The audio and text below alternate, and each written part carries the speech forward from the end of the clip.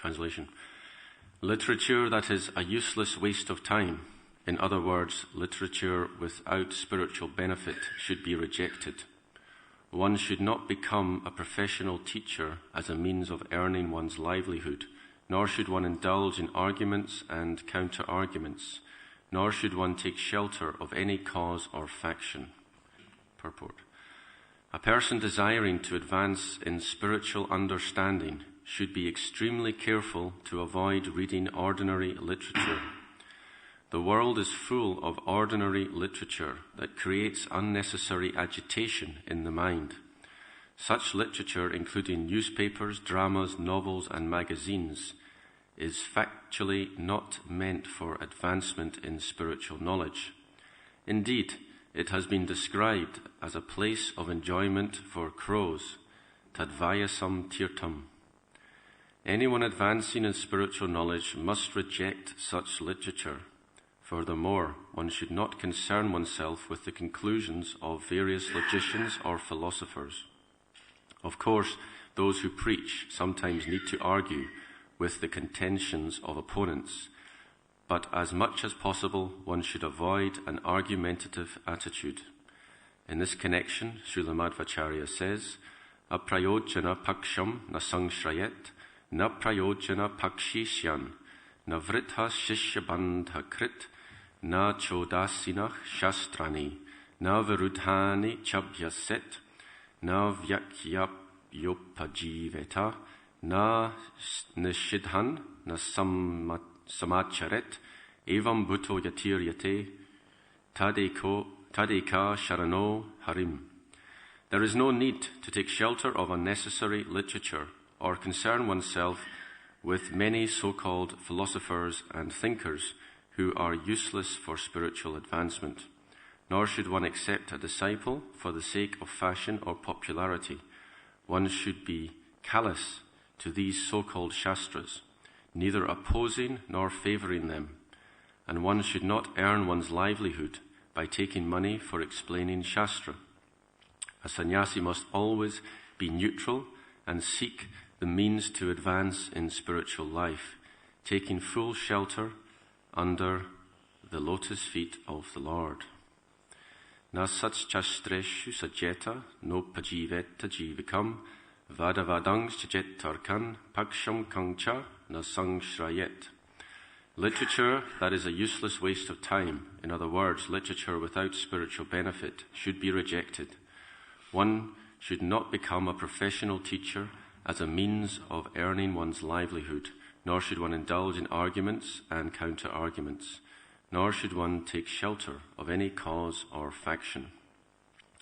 Om Jnana Timarandasya Gnanjana Shalakya Chakshurum Militam Yena Tasmai Shri Guruve Namaha Avansha Kalpatarubhyascha Kripa Sindhubhya Eva Cha Patitanam Pavanibhyo Vaishnavibhyo Namo Namaha. Jai Shri Krishna Chaitanya Prabhu Nityananda Shri Advaita Gadadhar Shivasari Gaur Bhaktavrinda. Hare Krishna, Krishna Krishna, Hare Hare, Hare Rama, Rama Rama, Hare Hare. So please give me your blessings, and I can say something appropriate. I notice there's quite a lot of people here today. Now I've worked out why that is. Because on a Monday, nobody knows who's giving class, because it's not up on the board yet, so people just turn up. So there you go. So next time you should warn people. Yeah. So as I mentioned at the very beginning, this is a description about sannyas. But the instructions, they don't only apply to the sannyasi. And some of those instructions you may be familiar with from other sources. For example, this point about one should not read mundane literature, and one should not earn a livelihood from being a professional teacher. Now, if you read the Nectar of Devotion, you'll find that this is one of the 64 limbs. One should be very careful not to read mundane literature, and be very careful not to try and earn one's livelihood through teaching. Now, the Brahmanas, sometimes they earn their livelihood through teaching, but actually we should understand that for a start, they don't accept a wage. They just get whatever is offered to them, And the second point, they are not teaching the type of literature which has been discussed in this verse. So it is okay to teach the Bhakti Shastra and to receive donations if you're a qualified Brahmana. So that's not what's been mentioned when it says one shouldn't be a professional teacher. In fact, most of those points in today's translation, my understanding is that they don't apply within the realm of bhakti. What I mean by this is, for example, it says one should not indulge in arguments and counter-arguments.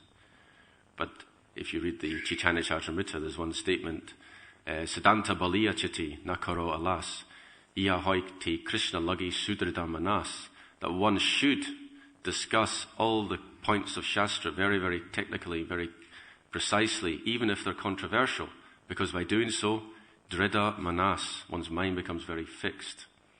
So don't think that this is telling us that we shouldn't be diligent and rigorous in our study of Scripture, and we shouldn't argue and counter-argue. It should be done within the realm of bhakti. It's referring to asat Shastra, as the first line says.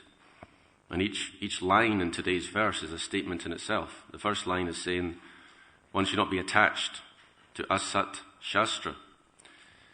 Now there are several examples in Chaitanya Charitamrita of the dangers of being attached to asat Shastra. One example is Tapana Mishra. It's described in the Adi Lila. So he was a very learned personality, but he read too many books. So he didn't actually understand what the purpose of life was, and he was bewildered. And Krishnadas Kaviraj Goswami, he says, Bahu Shastri, Bahu Vakye. How does the rest go? Does anyone know the verse? Bahu Shastri, Bahu Vakye. Let me think now. I want to get it. Anyway, I'll get it. If I say it in English, I'll remember it in Sanskrit, in Bengali. If one reads too many Shastra and one listens to too many explanations, then one will not understand the purpose of life. One will be bewildered, yes. Chitti na hoye brahm. One's mind will be bewildered. So he was bewildered because of this. And he had a dream, and in that dream a Brahmana came. And the Brahmana told him, you go and see Nimai Pandit, he will sort you out. So Tapana Mishra, he visited Nimai Pandit. And guess what he said? Nimai Pandit said to him. He said, you just chant Hare Krishna. It's very simple. You see? And this is the Pandit. Nimai is a Pandit. It's kind of ironic, because Nimai is the best Pandit. But his mood is that he's not a Pandit. Just chant Hare Krishna. The same happened when he took initiation. Ishvara Puri, he explains to him, Tumi Murka, Tamara Nahika Vedanta Adhikara. Krishna mantra japa sada e mantra sar. He said, you're a fool. You're not qualified to read Vedanta. Therefore, simply chant Hare Krishna. It is the essence of all mantra. Because remember, this was Mahaprabhu recalled this instance when he was preaching to the sannyasis in Varanasi. Prakashananda and all his Vedanta students, they were all looking at Mahaprabhu and his associates, thinking that they were deviating from sannyas dharma. And they said to him, sannyasis should be studying Vedanta Sutra and should be meditating. Instead, you are dancing and chanting. You are bhavuka. Bhavuka means a sentimentalist. So they accused the devotees of being sentimental. And this is not an uncommon criticism, because we look like we're just madmen, right? We go in the street and dance and chant Hare Krishna. It's madness. And they think, well, be serious, get a life and think about what you're doing, become more serious. And this is the Gyan contamination. We're thinking that Gyan is the ultimate. We're thinking that to be serious is the purpose of life. And if you have this attitude, I think you should associate with Parashuram Prabhu, and you'll realize it is not about being serious. Parashuram's a very good example, very good preacher, but he's also about as unserious as it gets. Fair to say. But this is the point. We have to understand there is the mental platform, there is the intellectual platform, there is the platform of ego, and there is the platform of the soul. So the platform of the soul is very subtle. Was it Sukshma Jiva Svarupayam? The Jiva is extremely subtle. The points of bhakti are very subtle. Therefore, they should be understood from authority and taken on faith and practiced. Otherwise, we will never discover the truth. All the Western philosophers, they tried so hard to uncover the truth, but they didn't have association of devotees. Therefore, they didn't find the truth. I was recently listening to one lecture, and Prabhupada discussing Western philosophy, and he says, practically speaking, they're all on the mental platform, with the exception of Socrates. He said, Socrates, he goes up to the soul. And elsewhere he says, Socrates is Brahman realized. Why did he say this? Anyone give me a reason why you think Prabhupada would say such a thing? Yes, exactly, because he took the hemlock. He didn't have any doubts. He just, okay. Now, we can discuss this point. I know Hridayananda Maharaj once, he looked into this historical event, and he gave a different perspective than we normally hear. What he said was, generally in the society at the time, if someone was sentenced to death, then it was understood that one of their friends would come and bribe the jailkeeper and get the person out.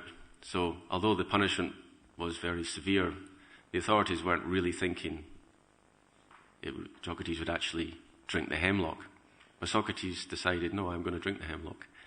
And Socrates' friends were thinking, well, we'll get you out, we'll find a way to do it. And he was like, no, I must follow the law. So he took the hemlock. So that would have been a shock to those that were trying Socrates. They maybe didn't expect that to happen. Anyway, that's just one perspective on history. Whether it's true or not, I do not know. But it's an interesting idea. So Prabhupada, he explains that, we got onto this topic because we're talking about dancing and chanting. The activities of the devotee, they cannot be understood on the plane of intellect, on the plane of the mind. Therefore, although it appears to be a very trivial activity, actually it's very, very profound. As we mentioned, all the Western philosophers, they're stuck on the mental platform. Yet we simply chant and dance, and we're on the spiritual platform. This is what the scriptures say. And Prabhupada was often very assertive about this point, about the importance of dancing. I'll give you two examples. There's one, I was watching Prabhupada Memories, one disciple, she was recalling how Prabhupada was emphasizing dancing, and he said, you may not want to dance, but if you simply dance, then the emotion will come. Hence we get the saying, fake it till you make it, right? We have this saying, I don't know if you have it around here. When I was in Australia, that was the phrase, fake it till you make it. You don't want to do it, just do it anyway. This is how it works. So we simply dance. Even if you're old, you can dance a little bit. We should always try, and the emotions will come, because it is something profound. So dance, another example, this is from Revati Nandana Prabhu. He was talking about Prabhupada emphasizing the Bhagavat Marg. And he said, the Bhagavat Marg has 4 items: dancing, chanting, feasting, and philosophy. Now, if you think about this, if you think of any temple that's had a purple patch, or any temple that's currently very, very fired up, you'll find those 4 elements are there. You've got to be dancing, chanting, and feasting, and philosophy. They always have to be there. And by doing so, this is spiritual, and is more spiritual than Vedanta Sutra. So the sannyasis in Varanasi, they had missed the plot. But after speaking to Nimai Pandit, not Nimai Pandit, he was already a sannyasi, Chaitanya Mahaprabhu. But after speaking to him, they understood the error of their ways. So, in this connection, Vedanta, we have Vedantas written by Srila Vyasadeva, but it's still considered to be impersonal. If we recall in the 5th chapter of the 1st canto, after compiling the Vedanta Sutra, the Mahabharata, and the Vedas, Srila Vyasadeva was still despondent. And Narad Muni explained, he said, Naishkarmyam apyachuta bhava varjitam nashobhati jnanamalam niranjanam. He said, although it is naishkarmya, you won't accrue more karma by doing it, still it is achuta bhava varjita, which means it is devoid of Krishna consciousness. Therefore, that is why you are not satisfied. So even the Mahabharata, the Vedanta Sutra, and the Vedas, it is achuta bhava varjita. Now this is a beautiful verse. It's part of 3 verses, and the same 3 verses appear with slight alterations in the 12th canto, chapter 12. The first verse is the one that's actually alluded to in today's purport. Vaya sam tirtam. Does anyone know the whole verse? It begins, Na yad vachas chitrapadam harer yasho, jagat pavitram pragranita, and I don't know the rest. Does anyone know the verse? The translation is, that literature which does not describe and glorify the Supreme Personality of Godhead is like a place of pilgrimage for crows. And the Hangsas, Paramahamsas, they do not take pleasure in such literature. And now this is what's been referred to in today's verse, the Asat Shastra. Generally, Asat Shastra, if you look at our Prabhupada's books, then there's a famous statement, Mayavadam Asat Shastram, Prachanam Bojam Uchate, Mayaiva Kalpitam Devi, Kalau Brahmana Rupina. And this is Lord Shiva speaking to Parvati in the Padma Purana. He says, Mayavad philosophy is Asat Shastra. It is irrelevant. It is false. And it is Mayaiva Kalpitam. It is simply my imagination. Lord Shiva imagined the whole thing. He's a very intelligent person. He can imagine it so well that everyone believes it. And he says, Kalau Brahmana Rupina. I come in Kali Yuga in the form of a Brahman in order to give this Mayavad Shastra, this covered Buddhism. Prachanam Baudyam. So therefore, there is the saying, and it's found in Jaiva Dharma, Shankara Shakshat. Does anyone know this term? It's easy to remember. Does anyone know the meaning of it? Shankara Shakshat. I'm sure someone knows the meaning. It's referring to Shankaracharya. So one of the Shankaras means Shankaracharya. The other Shankara means Lord Shiva. So what it's saying is that Shankaracharya is directly Lord Shiva. In other words, Shankara is directly Shankara. It's good. Nice little phrase. So, what were we discussing? Asat Shastra. Let's look at the next line. No pajiveta jivikam. One should not earn one's livelihood by professional recitation. So Prabhupada would often criticize the Bhagavat Saptaha. That people come, they discuss Bhagavatam, and for 7 days, they pocket the money and they go. So Prabhupada, he made the point. He said, you cannot understand the Bhagavatam in 7 days. It's Nityang Bhagavata Sevaya. It is not Saptaha Bhagavatam Sevaya. You see the point? Therefore, in ISKCON, he was very much opposed to anyone going to visit such professional reciters. If you hear from the lips of such reciters, then it will not help you spiritually. So this is Saptaha, 7 days. He actually made the point, he said, they think they will understand the Bhagavatam in 7 days. They will not even understand one syllable in 7 days. This is the point that we have to understand the deep nature of Srimad Bhagavatam. Prati shloki, prati akshari, nana artahoi. Even in every syllable there are newer and newer meanings. And this is a problem in our society. One has to say that how many devotees are really dedicated to taking on faith that Srimad Bhagavatam does have newer and newer meanings. If you really believe it has newer and newer meanings, then you will read it always and you'll never stop reading it. If you think it doesn't, then you will read it and then you will find something else to read. And it's a big problem in society. It's devotees, they think that they don't want to do sadhana bhakti and they'd rather go to university. And going to university is not wrong in itself, but the kind of ideas, they think that by going to university they will be able to use it for preaching. But factually speaking, very few people actually do it for preaching. And instead it would be better perhaps, well not better perhaps, but surely it will be better to study those literatures which are not on the mental platform. And it is this lack of discrimination that is a problem. That we're not discriminating between literature which is on the spiritual platform and literature which is on the mental platform. It's a big, big problem. Don't get me started. No, I'm going to say one thing. I've got a friend, he goes to Oxford. So he just came and he's living in a house with other devotees. So after he arrived, after a few days, he said to the devotees there, he said, we're all living in the same house, we should get together and do kirtan. at least once a week. And the devotees weren't interested. And I was thinking, what is the point? I mean, why get so into your studies that you're not even going to sit down and do kirtan? It's just like, it's crazy. It's the main process. Yagyai sankirtana prayaya jantihi sumedasaha. Real intelligence means you chant Hare Krishna in a group. Simple. So we have to be very careful about this university preaching program, because it promises so much, but it's a post-dated check. There's very few people actually do something substantial. And the one example is Druta Karma Prabhu, but he didn't even go to university. So there you go. You don't even need to do it. He just did it himself. And people assume that he's got a PhD, and he corrects them and says, no, I'm not a PhD. He said, well, then what is your qualification that you're at this conference? Apart from saying, well, you invited me, but or I wrote the book. He says, because I'm an initiated Brahmana from Bhaktivedanta Swami Prabhupada. That's his comment.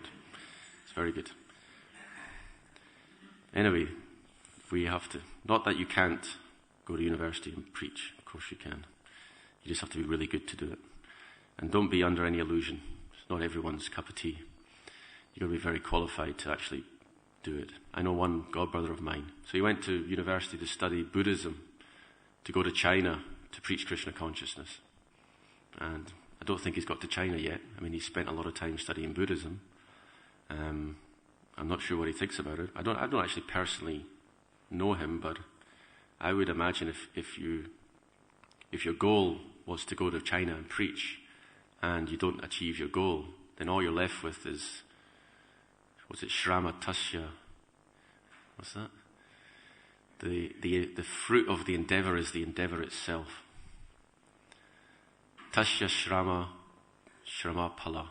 The fruit of the Shrama is the Shrama itself. In other words, there is no fruit. And we have to be very careful. You see, by engaging in the 9 processes of devotional service, even if you bloop, you've still got that eternal benefit. This is the meaning of the verse, Ayur Harativai Pumshang Ujjan Astan Chayanasau Tasyate Yakshananita Uttama Shloka Vartaye.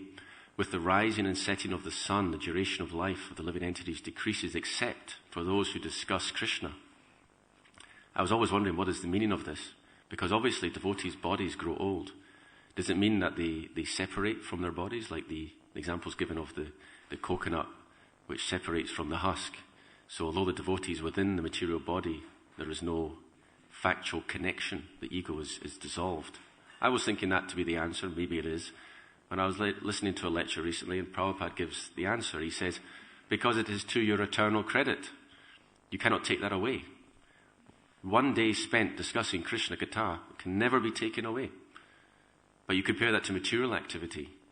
If you do not complete the endeavor, then it's worthless. And it's the same with Karma Kand section. If you perform the yajna and there's a discrepancy, you do not get the result. It's been all a waste of time. But devotional service is not like that. Just that one little endeavor, and Krishna sees it, and it goes into your eternal bank account. So this is the advantage. Next, let's look at the next line. Vada vadangs chajet tarkan. One should not engage in argument and counter-argument. So as I mentioned before, there is a statement that one should argue and discuss very clearly and very rigorously the scripture. Like Krishna Dharma Prabhu and his wife, they like to discuss the scriptures threadbare. And if you want to take part, you can get onto their Yahoo group, and all these questions and counter questions come up. And they study. They're only on the 2nd canto, and they study each purport threadbare, because that is Prabhupada's instruction. And they go into every line and try to get different meanings, and anything they don't understand, they discuss. So this is argument and counter-argument. But we are talking here about nyaya, about those literature which are bhava varjita, achuta bhava varjita. They're not Krishna conscious. We shouldn't engage in such activity. It's a waste of time. It's not even on the spiritual platform. And the last line, well, this is the scriptural evidence that one should not get involved in politics. Pakshang kangchana sangshrayet. One should not take shelter of any cause or faction. So we have to be very careful that we always remain neutral. We don't start choosing groups, and we don't get involved in politics and favour one devotee over another for the wrong reasons. We should always be very neutral in our dealings. So these are some considerations. I'll now broaden out a bit. We'll discuss a little bit about Varnashram, because this is the section which is dealing with Varnashram. And I've noticed that some of the points that are brought up today are actually brought up in connection with Varnashram separately, as in the case of Mahaprabhu, who discouraged Varnashram as the ultimate goal of life. One example is,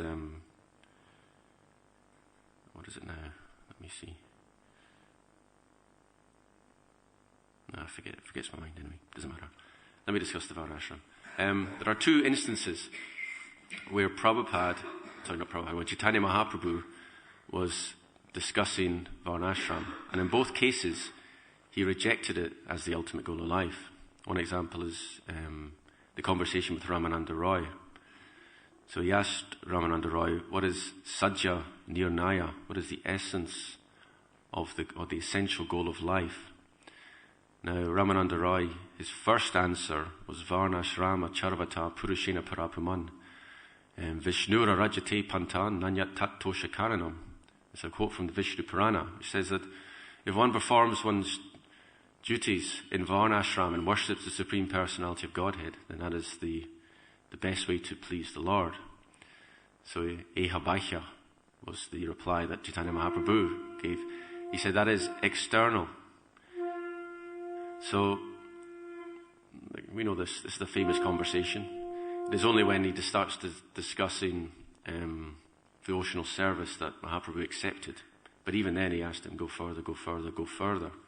The first point, the first answer that he accepted, does anyone know? It's Tanes Tata Shruti Gatam Tanuvan Manobir Ye Prayasho Jitajito Pyasi Trilokyam.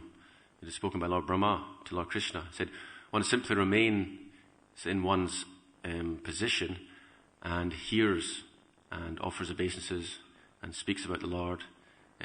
Tanu Van Mano thinks about the Lord. Then the Lord will be conquered, even though he himself is unconquerable. So this is the idea about it's Jnane Prayasam, giving up Jnana. We were discussing Tapana Mishra. Shri Shri Radha Gokulananda Ki Jai. I was discussing about Tapana Mishra earlier on. Now in the purports to this section of the Adi Lila, Prabhupada, he quotes Bhaktisiddhanta Saraswati, who says that if one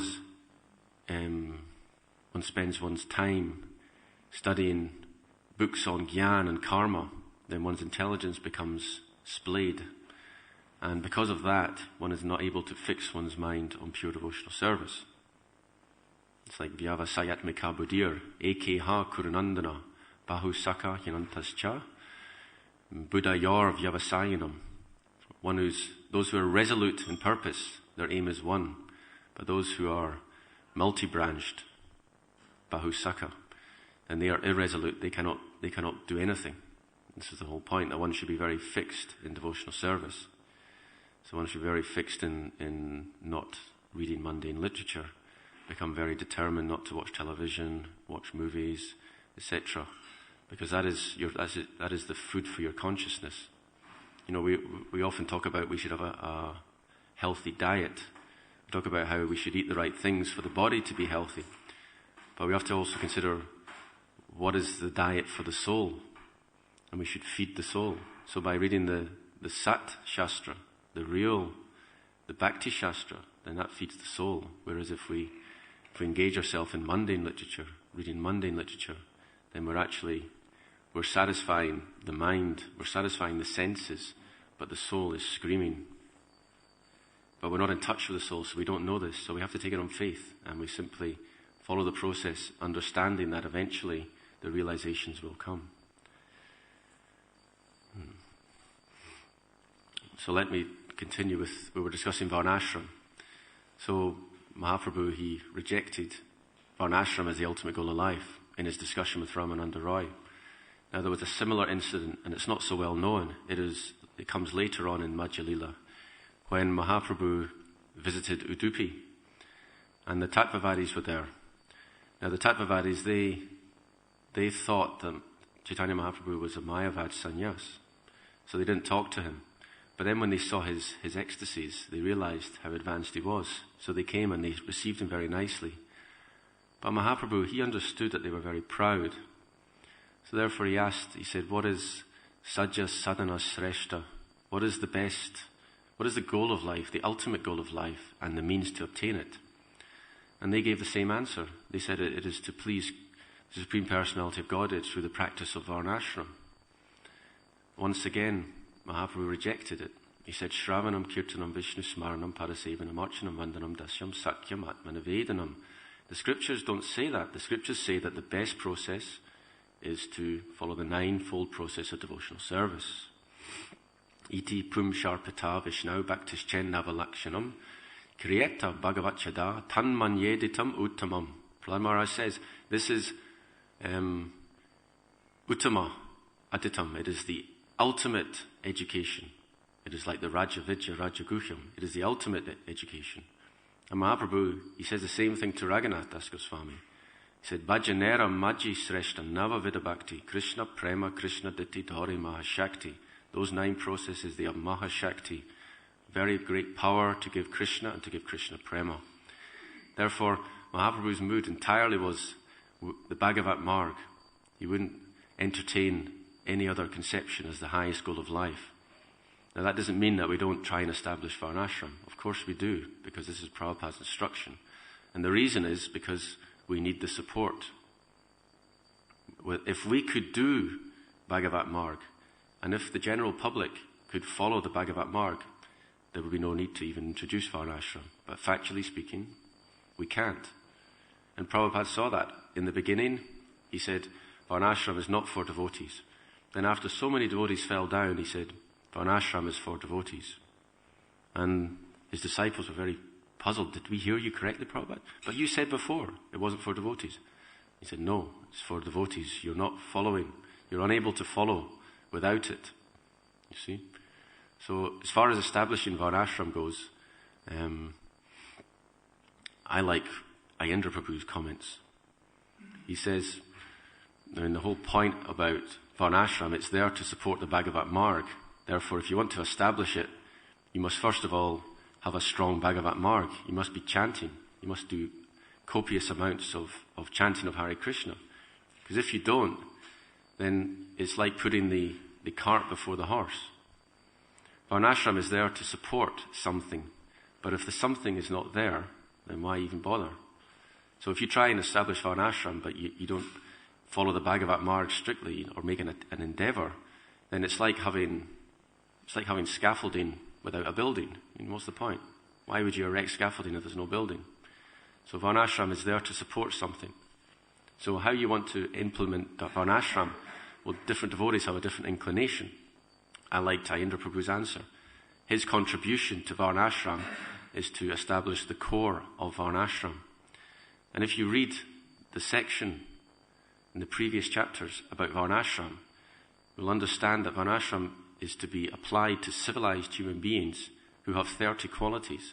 And of those 30 qualities, you'll find Shravanam, Kirtanam, Vishnu, Smaranam, Parasevanam, etc. are 9 of those 30 qualities.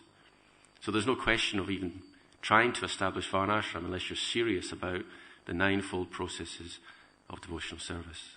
Hare Krishna.